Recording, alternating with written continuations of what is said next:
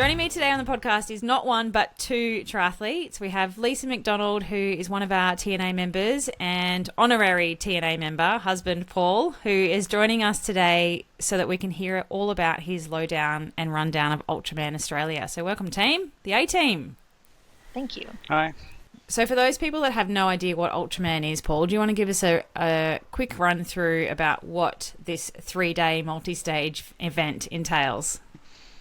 Okay, so Ultraman's a 3-day ultra-distance triathlon. So still you swim, you bike and you run, but it's split over 3 days. So day one is a 10-kilometre swim and a 140-kilometre bike ride, and then you get a 12-hour T2, I guess. The day two is just a 281-kilometre bike ride. Just. And then only. And then day three is just a double marathon, 84.4 kilometres to finish it out. And what's with the 0.1? Is it just because the course does that, or why is it 0.1? Oh, it's just the course route, I think. It's just what it makes up. So all the Ultra 515s, which is what they're called across internationally, they're all just a little bit different. There's not. Okay, random. And because we're triathletes and everything has to be specific, it has to have the 0.1, because if you did the 0.1, you'd all complain about it. Yeah, we complained it was too long. Yep. Yeah. Extra 0.1 kilometre. So it's not like something to be sneezed at, right? It is a big beast. And we've had Jodie Walker on the podcast before talk about her experience. I would love to get your experience, because you went into this race for fun, basically, is kind of the summary of you, I think. It wasn't like any particular reason. It was like, let's go and have a great day out, or 3 days out. So what on earth made you want to do this race in the first place? So I think I've known about Ultraman since its conception nearly 10 years ago now. But it's been one of those things you think, oh, nah, there's no way I could do that. There's too many things to string together to make it work. So when we first moved to Brisbane in 22, we had a friend that competed in it, which ended up being two friends.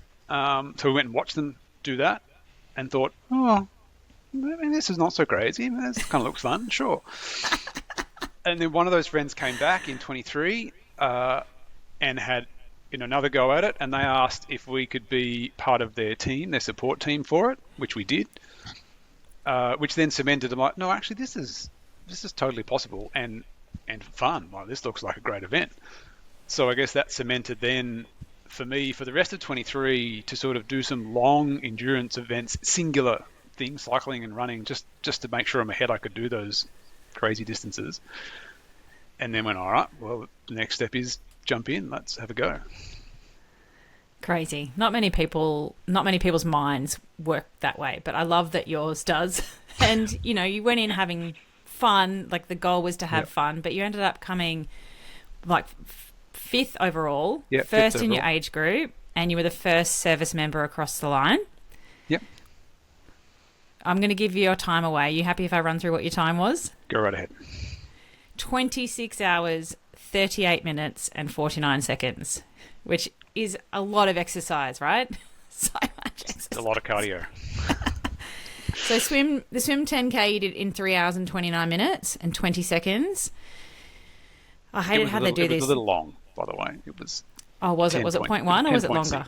No, it was 10.6. Ooh. One of the boys went for a little floater. That's not good. Not at the end of 10Ks and you're like, the finish line should be here already. Why am I still swimming? And then annoyingly, they break up your ride and run just like that. So you did ride 421 kilometres in 14 hours, 22 minutes and 22 seconds. Again, a lot of time in the saddle. How's your butt? After that? Was it all right? It was great. I described it as my bike and I are not breaking up, but we might just have a little bit of time to decide where our relationship is going. Yeah, that's a nice strategy. I like it. Have a little bit of a breather from each other. Yeah. And a lazy double marathon in 8 hours, 46 minutes and 58 seconds. Do you know what your average pace was for that, actually, off the top of your head? Do you remember? It's just under 6 minute Ks. Yeah, solid. Yeah. Solid. A lot of people can't run 6 minute kilometres, and you did it for 84.3 kilometres. Correct. Okay, so that just gives you a summary of the type of person Paul is, right? He was the happiest dude on course. I've never seen anyone throw so many shuckers like at the end of a double marathon, like smiling at the 80-kilometre mark, just having a great day out there. So what, like other than having fun, did you have any goals going into Ultraman that you wanted to achieve, and then did you achieve them? Yeah, so I did. So I set myself, at triathletes, we love to have a tiered system of goals just in case some don't eventuate. So I had three goals, and the first one was to have fun. Like, above all else, fun was the most important. If something was going to interrupt, all of us and the sport team having fun, then, that was a no-brainer. The next one obviously was to finish because having seen, friends and other competitors in previous years who have some, completely unexpected things come up, and finishing is not, always a certainty. So that was the second goal, was to make sure whatever we're doing, it doesn't stop us getting to that finish line each day. And then the last one was my ambitious goal was to do sub 10 hours every day, which thankfully I absolutely smashed. So that was great. So what were your times then for each day? Sub 10 hours. Do you remember? It was about 8.5 on the first day. And then again, I think it was just over 9 the second day. And the 8, just on the 8 for, 8.5 for the marathon. So. No, you blew it out of the park. Maybe they weren't sort of hairy and audacious enough. No, clearly not. So to go out there and have fun in 26-something hours of exercise, what did you need to do to prepare yourself? Like physically, you need to prepare mentally, and obviously nutritionally. What sort of things did you know you had to do to sort of get to the start line and go, I'm comfortable that I can do this and reach some of my goals? Yeah, so maybe I went about it differently to most people, but in 23, I went and did long distance events. I did a 100K ultra trail run. I did a 360K single event off-road mountain bike ride, gravel ride. Only a 5K swim because, who really likes swimming? But me! Yeah. And maybe your wife. Both you and Lisa, yes. They like swimming. And that gave me the confidence that those distances were completely achievable as individual events, which then only leaves the so what of stacking the days on top of each other. How am I going to wake up day 2 and day 3, and can I push through that? And so that went to plan. So my training for Ultraman specifically probably didn't start until 6 to 8 months out, and then that was just about specific race fitness and pace and time on the TT bike, because I hadn't ridden the TT bike specifically for that many hours. Whereas most people probably train 18 months in advance specifically for the event. But I think that the alternate option that I took was good because you could train in those ultra endurance events the mental side of running, riding for those long hours, and the nutrition as well. Both those events were over 16 hours. So I had to get the nutrition right in those, which then applies quite well to a 12-hour event each day. And you're generally fit, like on a day-to-day basis, right? Compared to a lot of triathletes, you have a very active kind of job. You got to stay fit for work. So your baseline going into something like this is probably way higher than somebody that decides that they want to go from Ironman to Ultraman, I would say. Would that be fair? Yeah, that's correct. And my preference is endurance events. The notion of going out for a 4 or 5 hour bike ride on a weekend is exciting and interesting to me. So that's almost normal. You do that for a hot date, right? 5-hour ride, coffee afterwards, done. Yep. And did you have a coach that did your programming for you, or did you do it yourself? No, self-coached. Self-coached. There you go. I think if I had a coach, I, probably would try harder and maybe go faster, but life gets in the way a lot with my training, so I like to be very flexible, and I know what I should be doing, and I can just sort of fit it in where I can. And how do you go if you don't sort of do the sessions that you had in mind, or you can't achieve what you had set yourself out to do in a training week or a training block? How do you go managing that mentally? Again, I'm a very flexible, happy person, so if I don't get it in, I just know that, if I run a few minutes slower, that'll be all right. You're so chill, Paul. So chill. You're definitely not an A-type personality No, when it comes to training. it is so. Yeah, it's so rare to have a triathlete that is so relaxed about training and like, meh, I'll be right. That's right. Okay, so Ultraman nutrition is not what we cover specifically in the Triathlon Nutrition Academy. We talk about setting up sprint race nutrition, Olympic distance, 70.3 full distance, and we have a plan for each of those set races. Plus, I guess, all the components that go into endurance racing, like carbohydrate loading, using some ergogenic aids to enhance our performance, your pre-race meals, like what you're doing on the bike, what you're doing on the run, all those different pieces of the puzzle. But Ultraman nutrition is not something that we specifically do. But you managed, and this is why Lisa is here, because I'm fairly sure Lisa wrote your entire race nutrition plan. Yeah, Paul's like, yes, she did. Yeah. Without Lisa and without the TNA program's input, I think the result would have been very different. And you could see that from the competitors that clearly hadn't given as much thought to their nutrition as they could have.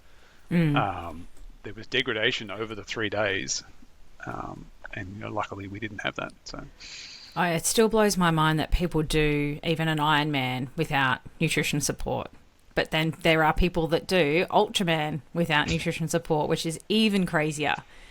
So we've got all these tools and resources in the TNA program that helped Lisa develop your plan. And then you got us to review it. I got my eyes over it a few times, actually. Plus we had all of our alumni put their 2 cents in, which is pretty cool. It's like, it makes my heart so fuzzy when I'm like, yes, my own athletes can now help someone with their race nutrition plan. Like, yes, I've taught them well. So without giving all of our secrets away, though, Lise, maybe you can jump in here. How did you go about developing Paul's Ultraman nutrition plan from scratch? Oh, gosh. Well, I guess we just took everything that you had taught me. And, Paul, I don't think he really said it, but Paul has been doing endurance events for a very, very long time. Like when we talked about it before, he started this sort of stuff at 20. So he's had a long time to work out, and we've been doing triathlon for a while. So we've worked out what suits us nutritionally and what we can handle and what we can't. And then so it was just a case of thinking about what you have said, and maybe, classically we were under fueling like pretty much I think everybody does. And so it was a way of, all right, what can we do to boost this up? And my biggest worry was, a bit like what Paul was saying, I know we can get through 1 day, but how do we get through 3 days? Or how do we get to the point where day 2 and day 3, Paul wakes up and he's good to go? Yeah, and so what sort of things did you then have to tweak with that plan? Because you did it without me, and then I was like, hang on a minute, we need to do a few alterations here. What did you need to do to make sure Paul woke up and was still the happy-go-lucky Paul that he is right now? I was still under fueling. You wanted us to push a lot higher with our targets, which, in the end we tried to. And actually it was quite funny when I think it was day 2. Yeah, it was day 2 on the bike. We noticed Paul felt a real lull in his race, and that was directly linked to when he kind of got sick of eating or sick of having his nutrition drop, basically. And it dropped from the targets you were trying to push us to what we had originally planned. And then when he was able to pick it back up and he ate some more, his mood picked up and he was a lot better. But the other major thing, aside from our carb targets, the other thing that I was unsure of, I guess, or not sure how to go about, was that time in between. How much protein should Paul have in between, and what exactly do we need to get him to eat to get through the evening and to be ready for the next day? And that was the one thing I was unsure of, that you obviously helped us out with, thankfully. Yeah, it's a beast to not have a plan to recover to then do the next day. The people that have no plan for that and they just kind of eat to how they feel or what they feel like, or they go and have a nap instead, like that is setting yourself up to fail if you don't have that like really structured, regimented plan, because you're not going to feel like eating. And just like Paul experienced on day 2, it's just like, I'm done now. Eating, after day one and after day two, where I would have stopped eating would have been about a quarter of what I needed to eat. But knowing that that was way too low, and on day two we had to change what I was eating because I just said, I can't eat that.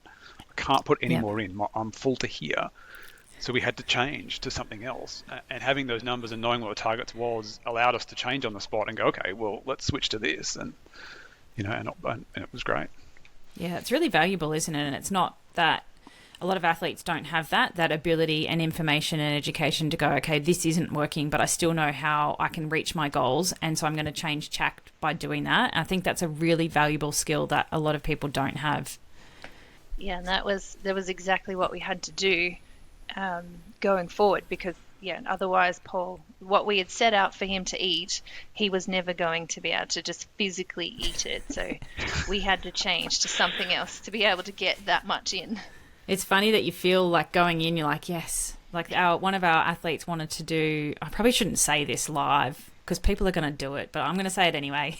One of our athletes, Jake, wanted to eat a cheeseburger in the middle of his marathon at the end of an Ironman at Cairns, and he's like, yes, this is going to be amazing, exactly what I feel like it's salty, it's like savory. And then on the day he's like, there is no way I can do that. But if you had that plan and it was structured and regimented and you only have to do this and there's no alternative, then it's not going to go pear-shaped pretty quickly. So what are some of the foods that you did have out there on the bike on day two? Because I know some people are probably itching to hear the types of things that you had. And your plan was quite interesting. It's not your, standard sports drink and gels type plan. What sort of things did you love to have out there? No, so we, day one on the bike, the plan was to eat real food as much as we could until I was sick of real food, and then switch to your traditional high, carb, sugar, gels and things. And we found at the end of the day that wasn't quite working well. I kind of got to the sugar stuff a bit too quick. So on day two, we switched it up and went, okay, well, in the time blocks that we'd set up to eat, we'll alternate between real food and high carb food, which meant we could get the high calories in, but not overload me on the sugars. So, when I say real food, I mean sandwich stacks, potato gems. The secret. They're the secret. Okay. Potato gems, bananas, dates. Anything that you actually need to put some effort into and chew and eat. Yeah. Because it makes you feel full, and it's not just sickly sweet things again and again and again. And that worked really well, the alternation between the two, because it means that then you had the double time interval for the real food to settle, and then you could just top up the sugars in between. Yep. So that was fantastic. So knowing that is what happened with you, would you write your plan differently if you did it again? What sort of things would you change? I think when we talked about it, we said maybe what we did through the actual event was okay, and especially once we went to that, liquid or gel, and then real food, liquid or gel, and we alternated those. But what we said we would definitely have to change would be the recovery type food, and switch that to still have some meals, but a lot more liquid base for recovery. Yep. Yeah, and Paul can eat, right? Paul can eat. Oh, on a normal day, yeah, for sure. Particularly, you're going from eating a whole day of, real food on the bike when you're exercising, and then trying to smash that in afterwards as well, which is great. And, you might be better at that next time too, because you've had that practice and you know how you're going to feel. And you can also do more of that practice in training to help next time. Because is there a next time? Are you going to do this thing again? I wouldn't say no. Certainly not next year. I think I need more than 24 to realign what I want to do. But I definitely, you're 100% right. I think there's still, some little things we left out on course that you could tweak and do better, make it more fun, come back. Can it be any more fun? Absolutely. It was great. So there's not a lot of information online for people that do want to do a race like this. I'm trying to help that, and Jodie was really forward about helping athletes who are interested in doing the event. So do you have any advice for somebody that is looking at doing something like an Ultraman that they could make sure they are implementing in their training and in their nutrition so that they can be throwing shuckers everywhere on their double marathon as well? I think 100%, and you've said it, from day one where we in the TNA program, triathletes get carb loading and nutrition, post-recovery nutrition, completely wrong. And you could see the competitors in the field that weren't, well, may or may not have had their carb loading correct, and certainly weren't doing recovery nutrition as aggressively as you suggest. You could see it day to day that they were just going downhill and downhill. We're all very good at counting calories and carbs on the bike, but afterwards is when it really counts. That ability to be standing on day 2 and day 3, really ready to high five whatever comes. That's, I think, is the key. Okay, super aggressive recovery then. Yes, yeah. From the minute of recovery as well.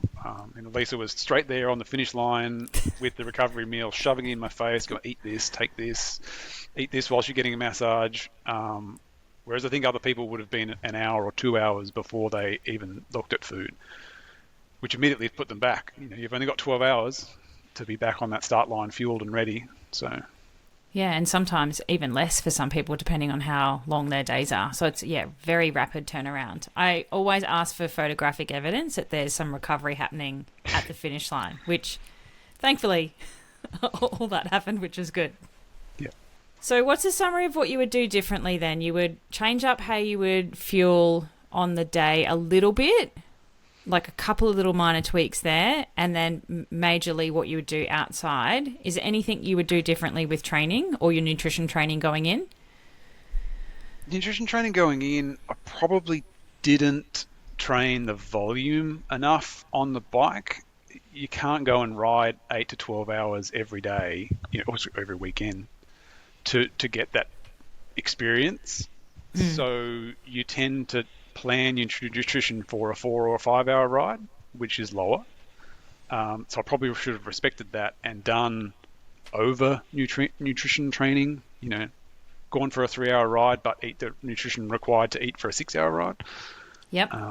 Just so that's exactly the same as what I did with the distances. You ride over the distance so you're comfortable with the lower distance. I think if you applied a similar aspect with nutrition, I can handle more, so less is okay.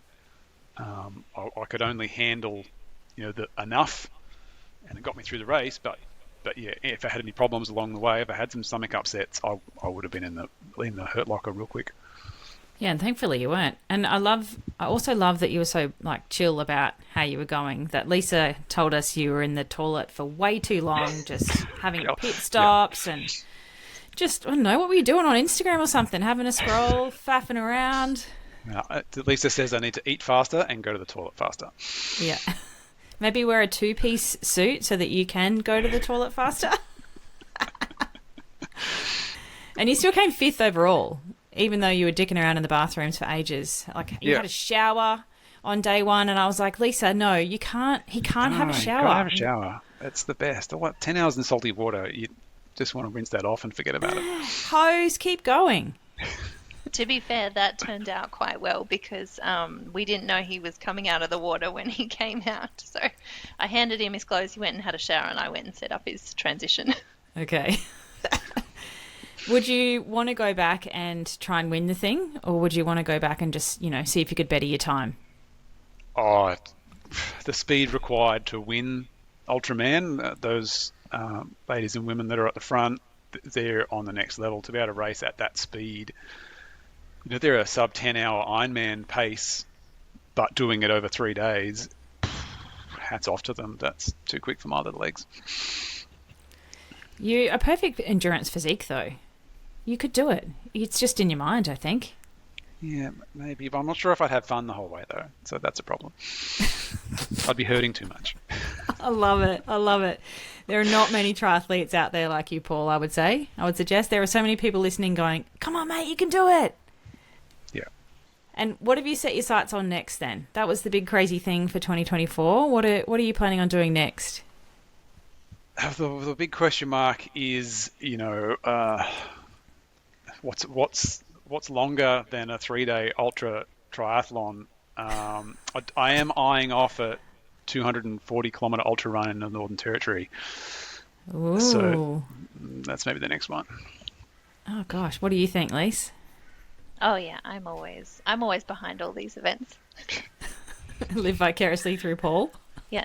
Anything he wants to do, especially if it gets me some sort of holiday or trip to somewhere cool, I'm always down for that.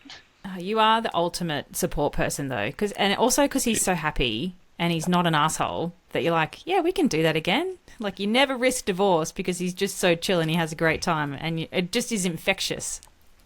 Yes, we did have a very good crew, and we had a very good 3 days as well. We did say that it was very easy to crew for Paul, and we had fun, and no one was yelling at anybody. It was all really, really cruisy, really happy. We loved it.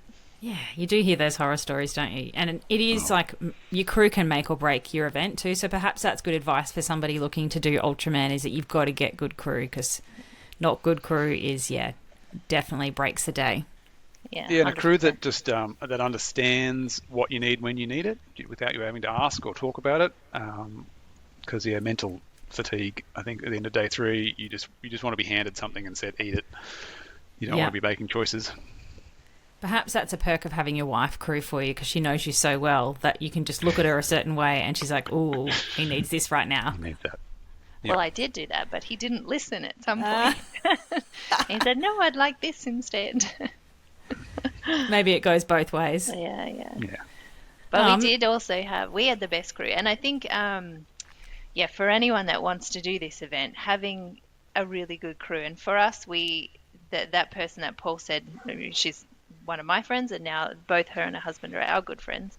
But because Lani had done the event and her husband Andy had been the crew, so that was, by the time Paul was doing it, that was Andy's third time being a crew captain and Lani's third time being at the event and being involved. So they were just amazing, and they took the pressure off me. All I had to worry about was Paul's nutrition, and our girls were there too, just cheering every single day. And even Andy, I remember, like Paul said, knowing your crew, knowing you on the run day, Andy just randomly said, I think I'm going to run with Paul for a bit, because you're allowed to have paces.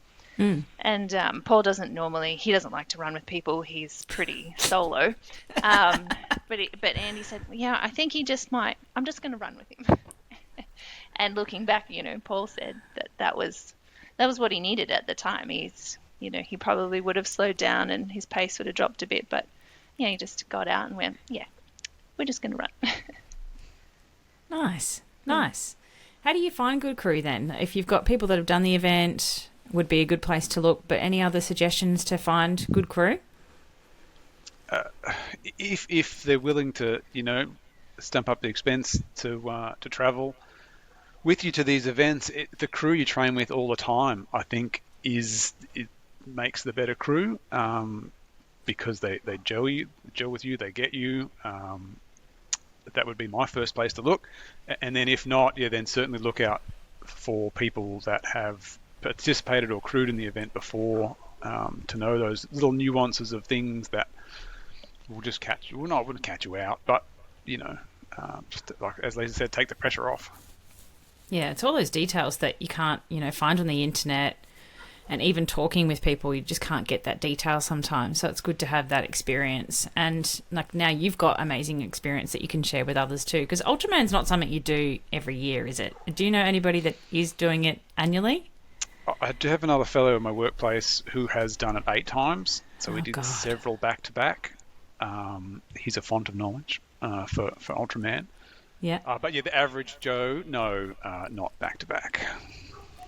When have you set your sights for Ultraman again? I think when the planets align again, being local to it this year was great. So the travel and things. So just when it lines up and it looks like a fun thing to do, we'll be straight back in there. So relaxed. Most triathletes have got the next 3 years mapped out exactly. And Paul's like, whenever. Yeah. I love it. You're a good person to have around, Paul. We need more people like you in the world. Triathlon needs a balance of type A and type C people. Yeah.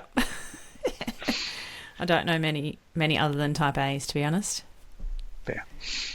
All right, legends. So any famous last words? Any famous last words summary for Ultraman Australia? Give it a big thumbs up. Oh, absolutely. Hugest thumb up. Even if you just, throw your hand up to come and crew for someone one day, it's probably over 50% of the experience you'll have as crew.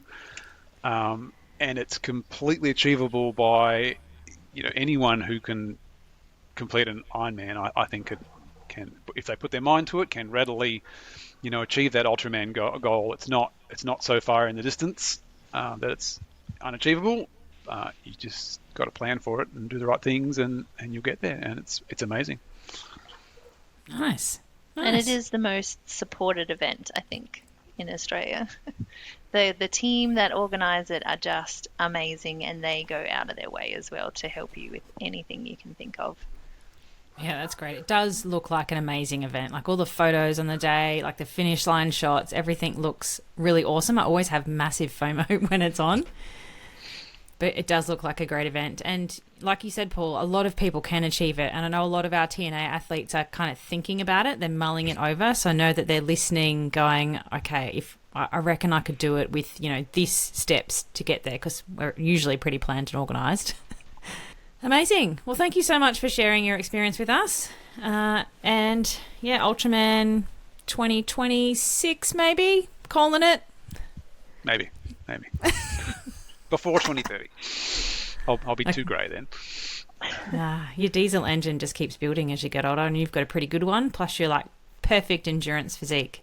Amazing. Thank you, team. Thank you, McDonald team. Thank you. All right. Thanks.